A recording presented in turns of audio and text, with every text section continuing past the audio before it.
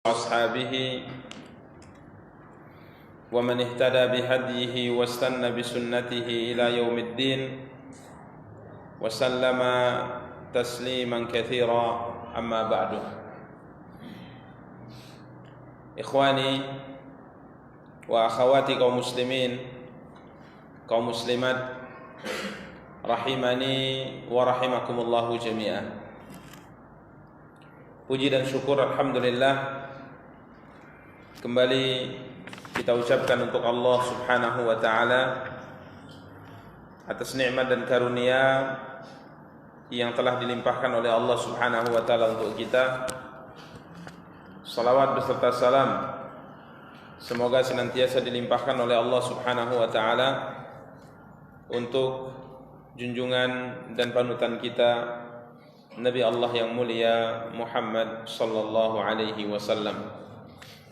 Ikhwani wa akhawati kaum muslimin, kaum muslimat yang dimuliakan dan dirahmati oleh Allah Subhanahu wa taala. Pada kesempatan yang berbahagia kali ini, insyaallah taala biiznillah kita akan mencoba untuk merenungi satu ayat di dalam firman Allah Subhanahu wa taala, tepatnya dalam surat Al-Hadid ayat yang ke-7. Surat Al-Hadid ayat ke-7 dengan mengambil tafsir penjelasan dari apa yang telah ditulis oleh Al-Imam Al-Hafidh Abul Fida Ismail bin Katsir rahimahullahu ta'ala. Allah Subhanahu wa ta'ala berfirman, A'udzu billahi minasyaitonir rajim. Bismillahirrahmanirrahim. Aminu billahi wa rasulihi wa anfiqu mimma ja'alakum mustakhlafina fihi falladzina amanu minkum wa anfaqu lahum ajrun kabir. Allah Subhanahu wa ta'ala berfirman yang artinya Aminu billahi wa rasulih. Berimanlah kamu kepada Allah dan kepada Rasulnya. Berimanlah kamu kepada Allah dan kepada Rasulnya. Wa anfiqu mimma ja'alakum mustakhlafina fihi. Dan infakkanlah sebahagian hartamu yang Allah Subhanahu wa ta'ala menjadikan kamu menguasainya. Falladzina amanu minkum, maka orang-orang yang beriman dari kamu, wa anfaqu, dan menginfakkan hartanya, lahum ajrun kabir, dia akan memperoleh pahala yang besar. Ini yang Allah Subhanahu wa taala firmankan dalam surat Al-Hadid ayat yang ke-7. Ikhwani kaum muslimin wa akhwati kaum muslimat yang dimuliakan dan dirahmati oleh Allah Subhanahu wa taala. Yang akan kita coba untuk menjelaskan pada kesempatan yang berbahagia kali ini adalah apa yang difirmankan oleh Allah Subhanahu wa ta'ala yang patut untuk kita camkan dengan penjelasan dari Al-Imam Al-Hafidh Ibnu Katsir terkait dengan firman Allah Subhanahu wa ta'ala wa anfiqu mimma ja'alakum mustakhlafina fihi. Karena jika seandainya kita mencoba untuk membacakan tafsir Al-Imam Ibnu Katsir terkait dengan ayat ke-7 dari surat Al-Hadid ini secara sempurna, tentunya tidak akan cukup waktunya. Maka kita akan mencoba hanya membacakan tafsir penjelasan beliau dari ayat yang mulia ini, wa anfiqu mimma ja'alakum mustakhlafina fi. Nafkahkanlah atau infakkanlah sebahagian harta yang Allah Subhanahu wa ta'ala telah jadikan kalian menguasainya. Mustakhlafina fi, menguasainya. Ikhwani kaum muslimin wa akhwati kaum muslimat yang dimuliakan dan dirahmati oleh Allah Subhanahu wa taala. Yang pertama, Allah Subhanahu wa taala menyebutkan dalam ayat yang mulia ini bahwa harta yang kita miliki dari kehidupan dunia ini, harta apapun yang kita miliki dari kehidupan dunia ini, Allah sebutkan kepemilikan kita dengan istilah mustakhlafina fihi. Jadi harta apapun yang kita miliki di dunia ini, Allah Subhanahu wa taala berikan istilah ungkapan dengan kata mustakhlafina fihi, yang diterjemahkan dengan apa? Yang kamu menguasainya. Dalam bahasa Arab istilah istakhlafa yastakhlifu istikhlafan, mustakhlif berarti menguasainya dari orang lain. Artinya harta yang kita punya, yang kita miliki tersebut kita dapat dari orang lain. Misal mendapatkannya dari jalan warisan. Jadi yang berusaha mendapatkannya itu bukan kita. Mungkin orang tua kita, mungkin ibu kita. Kemudian setelah mereka berdua meninggal atau salah satu di antara mereka berdua meninggal, maka harta itu berpindah ke kita. Sehingga akhirnya harta yang tadinya dikuasai oleh orang tua kita, akhirnya kita yang menguasainya. Ini kata istakhlafa yastakhlifu istikhlafan, yang diterjemahkan dengan apa? Yang Allah telah menjadikan kalian menguasainya. Yang tadinya tidak berada di bawah kekuasaan kalian, kemudian dengan izin Allah, Allah SWT berikan kepada kalian kuasa untuk menguasai harta tersebut. Dan secara umum, ikhwani kaum muslimin dan dimuliakan dan dirahmati oleh Allah, beliau mengatakan mimma huwa ma'akum ala sabilil ariyah. Jadi kata istakhlafa yastakhlifu ini, kata beliau secara umum menggambarkan bahwa semua harta yang kita miliki dalam kehidupan dunia ini sebatas ariyah, sebatas pinjaman. Ya, sebatas apa? Pinjaman. Jadi Allah yang meminjamkan harta itu kepada kita. Apapun yang kita punya dari kehidupan dunia ini, dari harta yang kita kumpulkan, dari istilah yang dipakai oleh Allah dengan kata mustakhlafina fi, yang Allah SWT telah memberikan kuasa atas kalian untuk menguasainya, seakan-akan Allah SWT memberikan pesan kepada kita, kata Imam Ibnu Katsir, bahwa semua yang kita miliki, dari harta yang kita miliki di dunia ini, semuanya adalah ala sabilil ariyah. Ini adalah pinjaman yang Allah berikan kepada kita. Fa innahu qad kana fi aidi man qablakum summa sara ilaikum. Karena yang namanya harta kadangkala ada di tangan orang-orang sebelum kita, kemudian tiba-tiba harta itu berpindah kemana? Ke kita. Dan ini cerita dalam kehidupan dunia ini maklum. Ya, ikhwani kaum muslimin dan dimuliakan dan dirahmati oleh Allah. Makanya Allah Subhanahu wa taala perintahkan kita di dalam ayat yang mulia ini untuk menggunakan harta pinjaman ini dengan cara yang baik. Maka Allah SWT mengatakan wa anfiqu, infakkan harta yang Allah SWT pinjamkan kepada kalian, harta yang Allah SWT kuasakan kepada kalian untuk apa? Berinfak. Dan beliau mengatakan ini juga isyarat bahwa yang namanya pinjaman atau harta yang Allah kuasakan kepada kita, satu saat kekuasaan ini akan berpindah ke selain kita.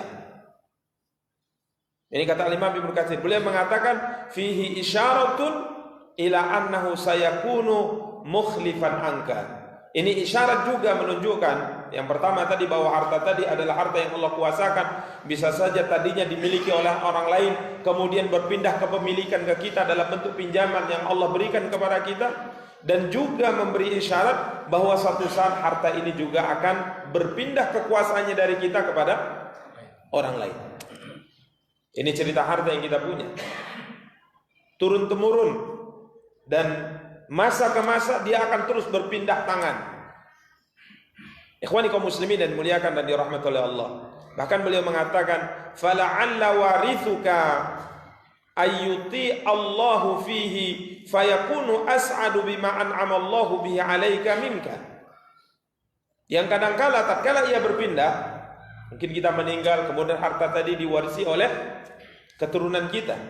Maka kadangkala kata beliau, keturunan kita itu bisa lebih berbahagia dengan harta yang tadinya Allah kuasakan kepada kita, kemudian kuasanya berpindah ke keturunan kita. Kadangkala keturunan kita itu lebih berbahagia dengan harta itu daripada kita, karena keturunan kita menggunakannya untuk apa?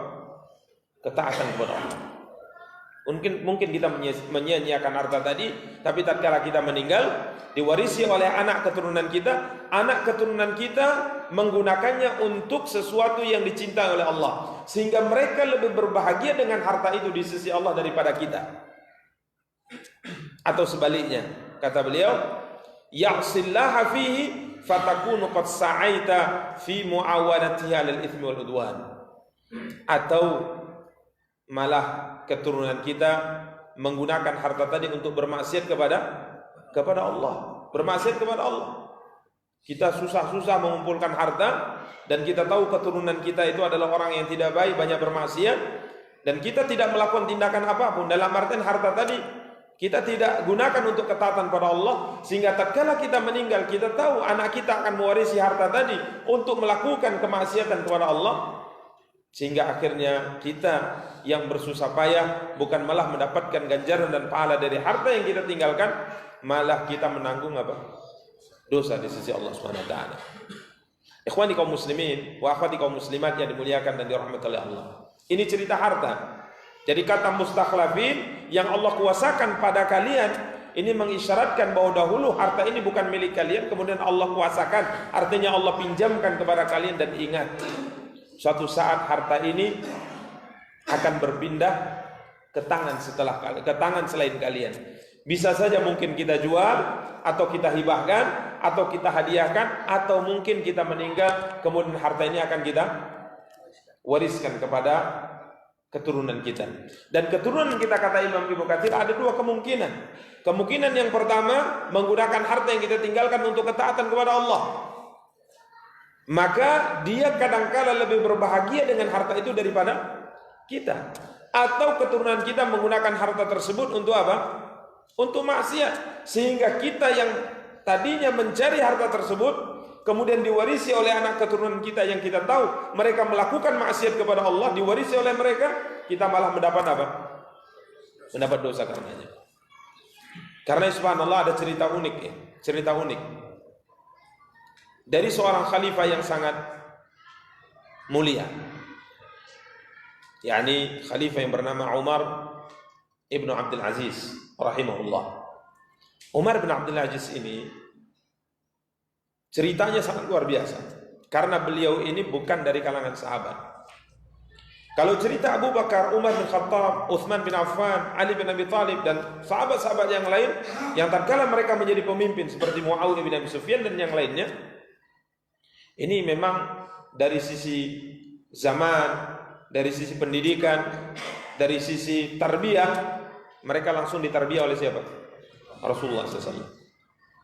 Akan tapi Umar bin Abdul Aziz rahimahullah, beliau bukan dari generasi sahabat, tapi beliau dari generasi tabi'in.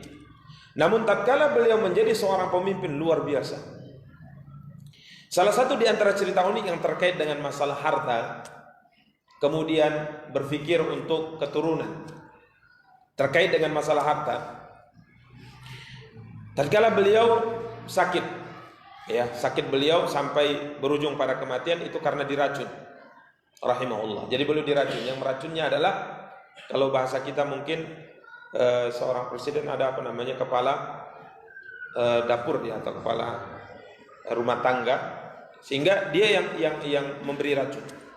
Sehingga tatkala beliau sakit parah, maka datang tabib dan memeriksa beliau. Akhirnya diputuskan, sepertinya ada racun di tubuh Anda ya Amirul Mukminin. Maka Amirul Mukminin mengatakan, aku tahu kapan racun ini masuk ke tubuhku. Artinya beliau makan dan merasa ada yang aneh dari makanan ini. Maka dia panggil kepala dapurnya, dia panggil, kemudian mengaku, kenapa engkau meracunku? Dia mengatakan, aku diberi hadiah sebanyak 12.000 dinar. Ada yang memberikan hadiah. Dan Umar bin Abdul Aziz tidak bertanya, siapa yang menyuruhmu? Karena memang beliau diangkat menjadi khalifah dari satu keluarga besar yang berpindah dari keluarga ke beliau. Jadi beliau ini dari khalifah sebenarnya bukan anak dari khalifah, ya, akan tapi keluarga dari khalifah, akan tapi Khalifah Sulaiman bin Abdul Malik kemudian menyerahkan kepemimpinan kepada beliau, padahal masih ada anak dan saudara-saudara khalifah sebelumnya. Akhirnya baru diracun, kemudian beliau mengatakan, mana uang tadi yang 12.000 dinar tadi, datangkan kepadaku. Maka didatangkan, dimasukkan ke Baitul Mal. Kemudian khalifah mengatakan, pergilah engkau, menjauhlah engkau, jangan sampai ada orang yang mengetahui sehingga akan dibunuh. Dimaafkan ya, pergilah. Maka semenjak itu beliau sakit parah, ya, sampai ada beberapa orang kemudian keluarganya mengunjunginya. Kemudian mereka mengatakan, di antara pesan yang disampaikan, ya Amirul Mukminin, sesungguhnya engkau memiliki 12 anak laki-laki. Anak laki-lakinya berapa? 12 atau 11 anak laki-laki, 11 atau 12 anak laki-laki, lupa saya. Dan rata-rata mereka itu miskin. Ya, rata-rata mereka miskin. Apakah engkau tidak fikirkan ini? Cobalah berpikir gimana agar adalah harta yang mereka punya, yang mereka bisa gunakan nanti untuk menopang kehidupan mereka setelah engkau meninggal. Ini kata siapa? Kerabatnya kepada Khalifah Amirul Mukminin. Maka Umar bin Abdul Aziz kala itu mengatakan, demi Allah, aku tidak akan memberikan kepada mereka sesuatu yang bukan hak mereka. Anak keturunanku hanya ada 2 kemungkinan. Yang pertama, setelah aku meninggal, mereka tumbuh besar dewasa, kemudian menjadi orang-orang saleh, menjadi orang yang menjalankan perintah Allah, kemudian menjauhi larangan Allah, orang saleh. Dan dalam Al-Quran, kata Umar bin Abdul Aziz, Allah sudah menjamin orang-orang saleh. Allah berfirman, wallahu yatawallas salihin, dan Allah akan menjamin dan akan menjadi penolong orang-orang yang saleh. Jadi kalau mereka nanti setelah aku meninggal, mereka memperbaiki diri mereka, menjadi orang saleh, menjalankan perintah Allah, menjauhi larangan Allah, pasti Allah akan menjamin kehidupan mereka. Kenapa harus aku pikirkan? Allah yang akan menjamin. Namun jika seandainya mereka taleh, mereka jahat, aku tidak akan mungkin membantu orang-orang yang nantinya menggunakan hartaku untuk maksiat kepada Allah Subhanahu wa taala. Ini subhanallah. Bertepatan dengan itu, ada salah seorang di antara khalifah sebelumnya punya anak jumlahnya sama, 11 atau 12 anak laki-laki. Ya. Dan sebelum dia meninggal, raja ini berpikir keras bagaimana anaknya nanti hidupnya mapan. Sehingga disebutkan setelah raja ini meninggal, setiap anaknya mendapat warisan emas sebanyak berapa? 1 juta dinar. Satu orang. Mereka 11 atau 12 orang, satu anak mendapat 1 juta dinar. 1 dinarnya itu 4,25 gram. Berarti berapa itu? Hah? Berapa? Berapa gram? 1 juta dinar, 1 juta per anaknya, dan 1 dinar masa dulu kalau kita hitung dengan gram di masa kita, 1 dinarnya itu 4,25 gram. Taruhlah 4 gram lah, taruh kita katakan 4 gram. Berarti luar biasa. Berapa kilo itu? Hah? Enggak sampai ton lah, masa ton ya, masa ton. Per orangnya maksudnya. Per orangnya kan enggak sampai ton. Jadi kurang lebih ya untuk emas saja miliaran satu orang kan. Kemudian dibandingkan, subhanallah, para ulama sejarah mengatakan dibandingkan antara anak khalifah yang 12 orang dengan anak Umar bin Abdul Aziz yang 12 orang. Tadinya Umar bin Abdul Aziz diminta untuk memikirkan kehidupan anak-anaknya setelah nanti meninggal. Ini antum masih hidup, masih mending lah. Nanti kalau antum meninggal gimana kehidupan mereka? Antum masih jadi khalifah, mungkin tunjangan untuk keluarga masih ada, ini masih ada, mereka masih hidup nyaman. Tapi kalau nanti anda meninggal, gimana cerita hidup mereka? Coba pikirkanlah. Umar bin Abdul Aziz waktu itu hanya menjawab apa? Kalau mereka orang saleh, Allah yang akan menjaga mereka. Tapi kalau mereka orang jahat, untuk apa pula aku sediakan harta untuk mereka yang nantinya mereka gunakan harta itu untuk apa? Untuk maksiat kepada Allah.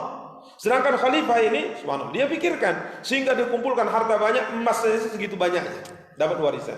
Tapi waktu berjalan, benar yang dikatakan oleh Umar bin Abdul Aziz. Setelah mereka semua besar, dewasa dan berkeluarga, hidup mandiri setelah orang tua mereka meninggal, anak-anaknya Umar bin Abdul Aziz, demi Allah aku sering melihat mereka berinfak 80 ekor kuda untuk jihad di jalan Allah. Sedangkan anak khalifah sering aku melihat mereka datang ke rumah anak-anaknya Umar bin Abdul Aziz minta bantuan. Coba lihat, benar yang dikatakan oleh Umar bin Abdul Aziz, kalau saleh maka apa? Allah yang akan menjaga. Jadi memang cerita hidup seperti ini. Harta itu Allah yang berikan. Kepada siapa Allah berikan? Kepada orang-orang yang berhak untuk mendapatkannya. Makanya beliau menyebutkan dalam hadis Nabi SAW bersabda, Alhaakumut takatsur. Kalian ini sebenarnya sudah dibuat lalai dengan apa? Berbangga-bangga dengan harta kalian. Padahal harta yang sebenarnya yang ditetapkan oleh Allah itu bagaimana sebenarnya? Banyak anak Adam, kata Nabi, mengatakan mali, mali, hartaku, hartaku. Banyak orang menghitung sekarang asetnya kan. Tanahku ada di sana, rumahku ada di sana, kendaraanku berapa, emasku berapa, uangku berapa. Ini katakan oleh Nabi, banyak manusia seperti ini sehingga mereka lalai dengan hakikat harta yang diberikan Allah SWT. Padahal Nabi SAW mengatakan, wa hallaka min malika illa ma akalta fa abnaita. Padahal yang engkau miliki sebenarnya hanya yang engkau makan sehingga habis. Au labista fa ablaita, atau engkau pakai kemudian dia akan menjadi apa? Usang. Kan itu dalam kehidupan kita. Yang kita makan habis. Yang kita pakai usang. Atau tasaddaqta fa amdaita, engkau sedekahkan dan itu yang akan selalu bersamamu sampai akhirat nanti. Dalam riwayat, wa masiwa dzalik fadzahibun wa tariku linnas, selain yang engkau sedekahkan maka dia akan pergi atau engkau tinggalkan kepada anak warisanmu. Ikhwani kaum muslimin yang dimuliakan dan dirahmati oleh Allah, dari ayat yang mulia ini dan penjelasan yang disebutkan oleh Imam Ibnu Katsir rahimahullah, ada satu pesan yang hendaknya kita pikirkan. Ya, satu pesan hendaknya kita pikirkan, bahwa harta yang diberikan Allah kepada kita ini titipan yang Allah Subhanahu wa taala perintahkan kita untuk menggunakannya kepada ketaatan yang akan terus bersama dengan kita sampai kita bertemu dengan siapa? Dengan Allah Subhanahu wa taala. Ini akan kekal terus bersama dengan kita sampai kita bertemu dengan Allah Subhanahu wa taala. Karena banyak di kalangan kita ini selalu berpikir bekerja habis-habisan, mengumpulkan harta, bahkan bakhil dengan harta. Di saat ada kesempatan untuk beribadah kepada Allah, dia tidak lakukan. Sebabnya apa? Karena dia berpikir siapa? Anak keturunannya nanti kalau dia meninggal. Ini banyak. Sehingga bersusah payah ia, berjuang mati-matian ia untuk menyiapkan kehidupan dunia untuk anaknya, supaya anaknya tidak sengsara setelah dia apa? Meninggal dari sisi dunia. Makanya kadang-kala kita dapati ini sebenarnya tidak bertentangan dengan syariat selama tidak menyia-nyiakan amalnya di sisi Allah. Sehingga banyak orang sebelum meninggal anaknya sudah dibuatkan apa? Rumah, disediakan apa? Tanah, diberikan aset, diberikan ini dan sebagainya. Secara hukum tidak ada masalah, ikhwan. Secara hukum tidak ada masalah. Tapi yang bermasalah tatkala dia melupakan dirinya. Itu yang jadi masalah. Dia lupa dirinya. Bukankah dia harus menyelamatkan dirinya dari api neraka? Bukankah ia harus beribadah kepada Allah? Bukankah ia harus berjuang untuk menyelamatkan dirinya yang tergadai dengan api neraka? Kenapa dia harus pikirkan anaknya, tapi dia tidak pikirkan apa? Dirinya. Ada satu ayat yang indah sekali yang difirmankan Allah dalam surah An-Nisa. Anda bisa cari dalam surah An-Nisa, atau kita kita cari terlebih dahulu. Dalam surah An-Nisa, Allah Subhanahu wa taala berfirman,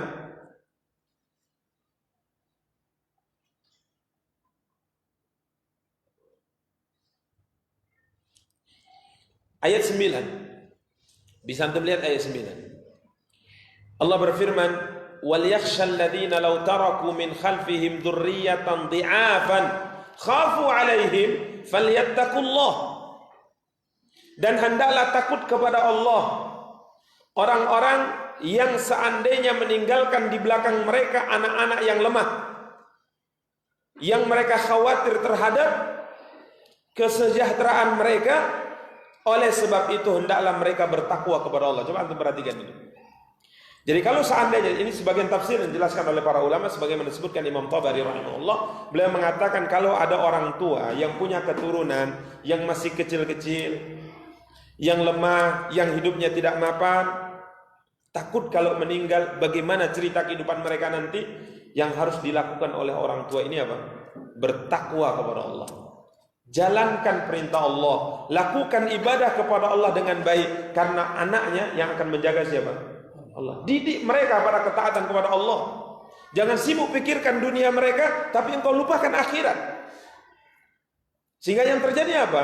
Nanti kalau seandainya mereka tidak berbuat baik kepada Allah SWT, sebanyak apapun harta yang kau tinggalkan untuk mereka habis. Coba lihat anak raja tadi. Per orangnya dapat berapa? 1 juta dinar, itu masih dari emasnya. Tapi apa yang terjadi? Mereka hamburkan harta itu, tidak berguna untuk mereka, dunia mereka maupun akhirat mereka, sehingga mereka rusak. Tapi anak Umar bin Abdul Aziz, coba lihat. Sering aku dapati mereka berinfak sekian puluh kuda untuk jihad di jalan Allah, sering membantu orang, sering bersedekah. Padahal tatkala Umar bin Abdul Aziz meninggal, mereka tidak punya apa-apa. Jadi sebenarnya boleh menyiapkan untuk keluarga kita, untuk anak kita harta, akan tapi jangan lupa diri kita. Ini kadang-kadang subhanallah, sibuk menyiapkan harta untuk anak, tapi kita tidak berpikir apa yang bisa menemani kita dari harta kita sampai apa? Akhirat. Ini coba lihat ikhwan kaum muslimin yang dimuliakan dan dirahmati oleh Allah Subhanahu wa taala. Bahkan Nabi SAW mengatakan, kalian telah dilalaikan oleh harta ini. Semua anak Adam berkata, hartaku, hartaku, hartaku, asetku, asetku, asetku, uangku, uangku, uangku, kebunku, kebunku, kebunku. Banyak orang seperti itu. Padahal harta itu yang kau miliki di dunia ini adalah yang kau makan habis, engkau pakai usang, atau engkau sedekahkan, itu yang akan selalu menemanimu sampai hari akhirat. Sedangkan yang kita tinggalkan untuk ahli waris hanya ada 2 kemungkinan, sebagaimana Imam Ibnu Katsir mengatakan.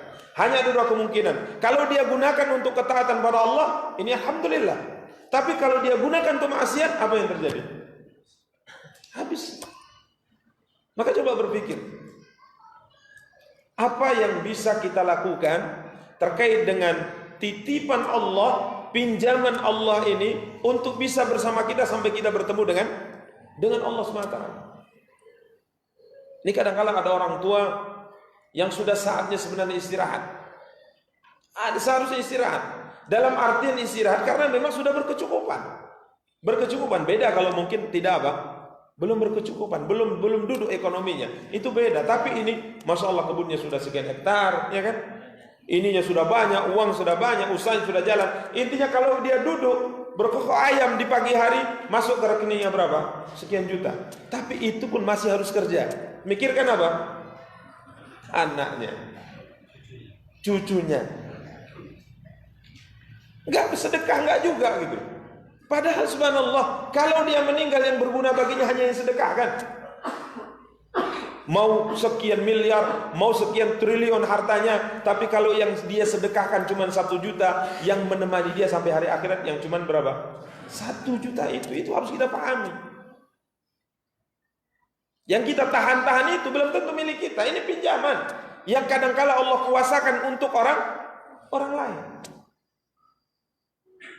Ini dikatakan oleh Allah, mimma ja'alakum mustakhlafina fi. Yang Allah kuasakan kepada kalian harta yang ada di tangan kalian.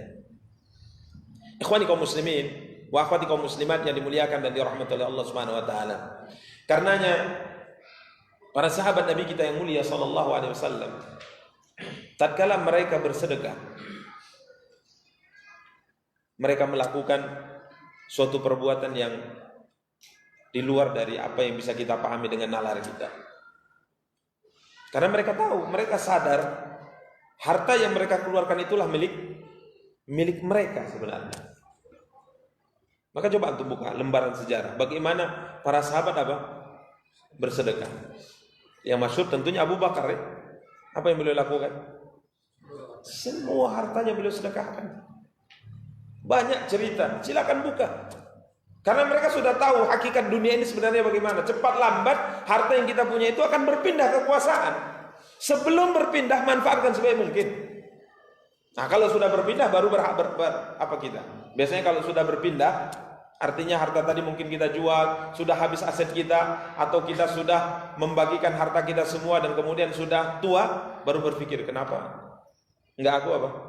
Sedekahkan hartanya. Ini banyak manusia seperti itu. Setelah kemampuan itu tidak ada lagi, baru dia berandai-andai. Sahabat-sahabat Nabi kita yang mulia SAW, tatkala bersedekah itu, kalaulah bukan, sering saya katakan, kalaulah bukan sampai kepada kita dengan jalan yang sahih, dengan sanad yang sahih, maka kita menganggap ini hanya dongengan belaka. Dongengan belaka.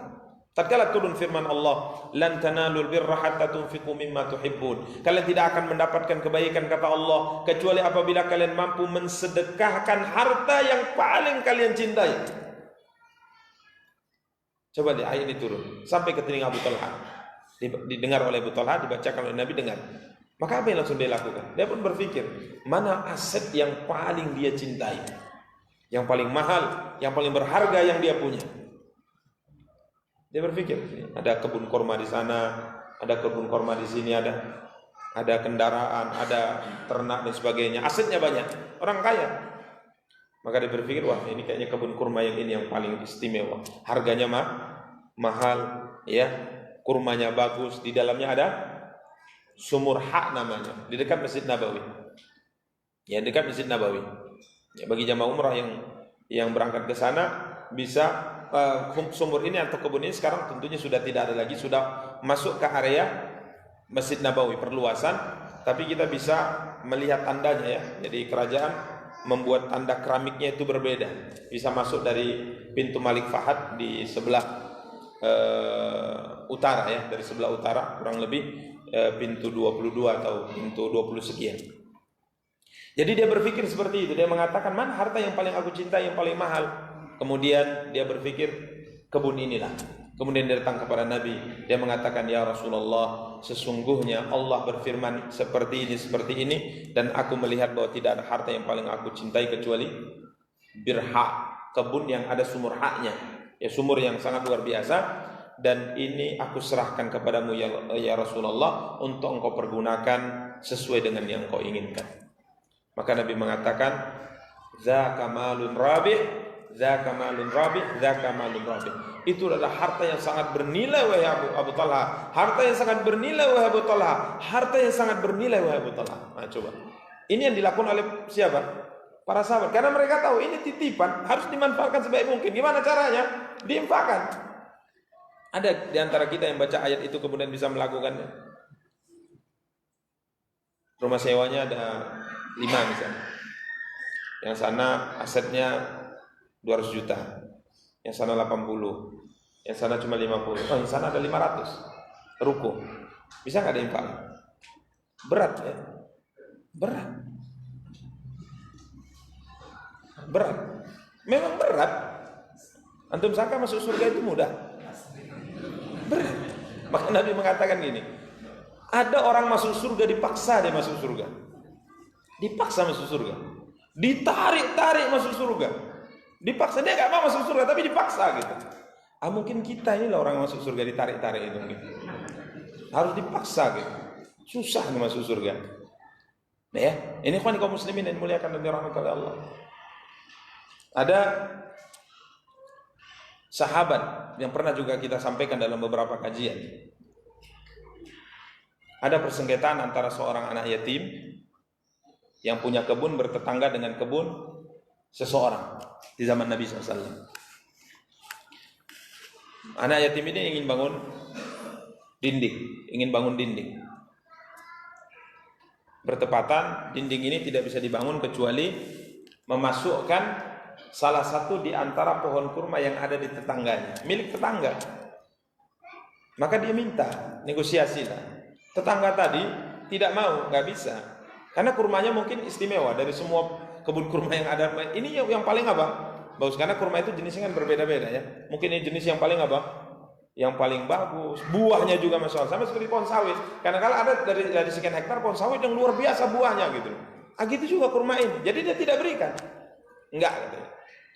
Tolonglah ini, harus ini gimana saya ini? Tidak katanya. Akhirnya yatim ini datang kepada Nabi SAW. Maka Nabi panggil tetangganya tadi, tolonglah kasih sajalah ke dia. Atau berapalah harganya? Tidak juga mau. Bahkan Nabi mengatakan gini sajalah, kalau seandainya engkau mau memberikannya kepada anak yatim ini, aku jamin pohon kurma untukmu di surga, 1 pohon kurma di surga. Dia mengatakan nggak mau saya, tidak mau saya. Ini sahabat juga ya. Sehingga sebagian ulama mengatakan dari semenjak itu dia kemudian dianggap sahabat yang lain keinginannya untuk melakukan ketaatan itu agak rendah.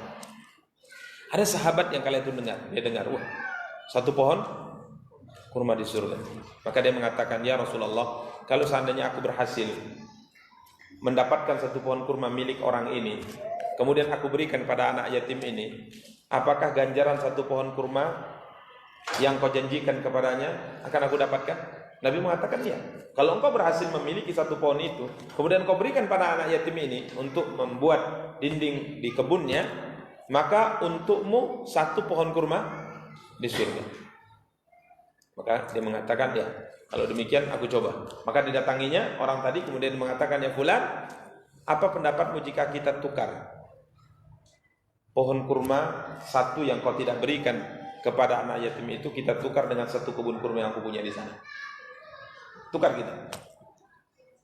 Dia mengatakan, wah yang benar saja katanya, kebun kurma dengan 1 kebun kurma. Siapa yang tak kenal dengan kebunmu?